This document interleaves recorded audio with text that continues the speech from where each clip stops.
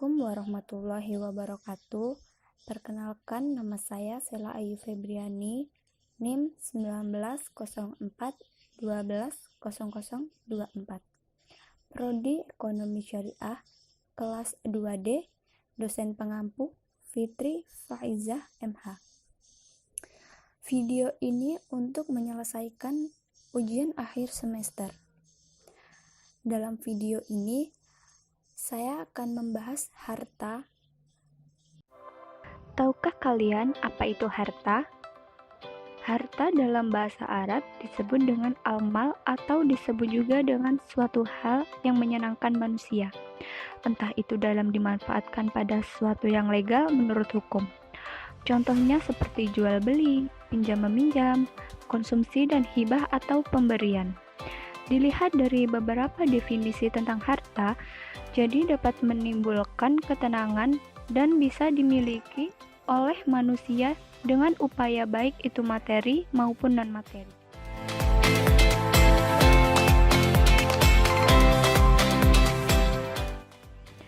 Dalam ruang lingkup, harta Islam mempunyai pandangan yang pasti tentang harta. Menurut Kufaha, harta dapat ditinjau dari beberapa segi dan terdiri dari beberapa bagian, ciri khusus, dan hukumnya tersendiri. Harta yang baik adalah harta yang didapat dengan cara yang baik dan digunakan juga dengan baik. Islam juga mengatur bagaimana cara memiliki harta.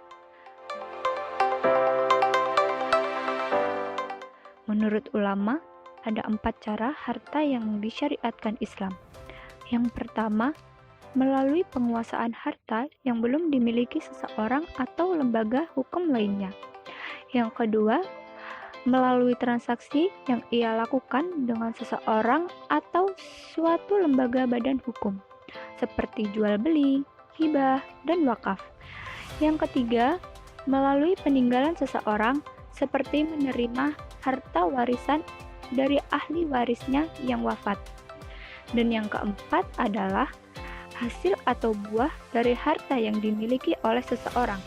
Contohnya, buah pohon di kebun, anak sapi yang lahir, dan masih banyak lagi.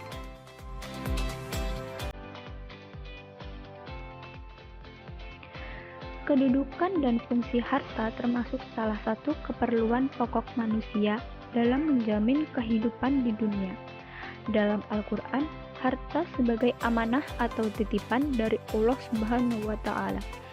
Harta juga sebagai perhiasan hidup yang memungkinkan manusia menikmatinya dengan baik dan tidak berlebih-lebihan.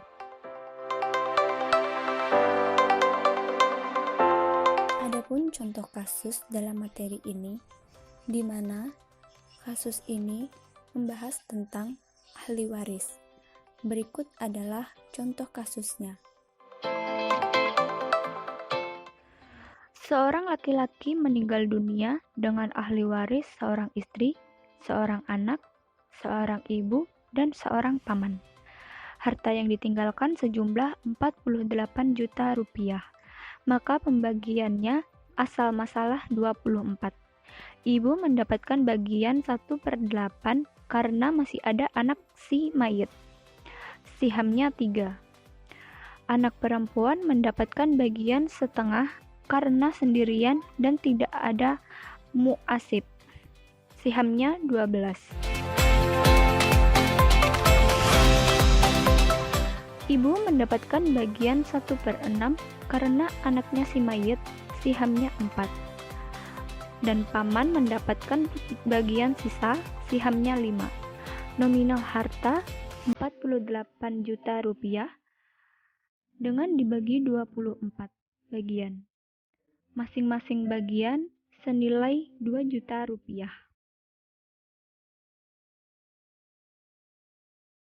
Seorang meninggal dunia dengan ahli waris seorang bapak, seorang ibu, seorang anak laki-laki, dan 2 orang anak perempuan. Nominal harta warisan sebesar 30 juta rupiah. Perhitungan pembagian harta waris tersebut adalah asal masalah 6.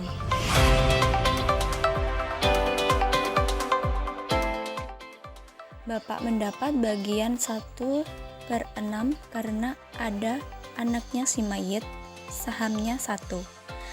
Ibu mendapatkan bagian 1/6 karena ada anaknya si mayit, sihamnya 1. Anak laki-laki dan 2 anak perempuan. Secara keseluruhan, mendapatkan bagian asabah atau sisa, yakni 4 siham. Anak laki-laki sebagai asabah bin nafsi, 2 anak perempuan sebagai asabah bin ghair karena bersama dengan mu'asib. Dalam hal ini berlaku hukum laki-laki mendapat 2 bagian anak perempuan. Penerimaan asabah pada kasus ini seakan ada 4 orang yang terdiri dari 2 anak laki-laki dan 2 anak perempuan.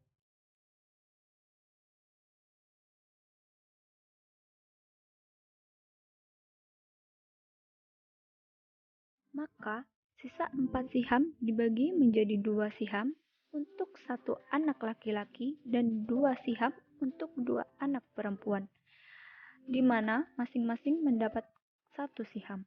Nominal harta 30 juta rupiah dibagi 6 bagian, masing-masing bagian senilai 5 juta rupiah. Jadi kesimpulannya, harta adalah segala sesuatu yang dapat menimbulkan ketenangan dan bisa dimiliki oleh manusia dengan upaya baik itu materi maupun non-materi. Kedudukan dan fungsi harta termasuk salah satu keperluan pokok manusia dalam menjamin kehidupan di dunia. Demikianlah video ini saya buat.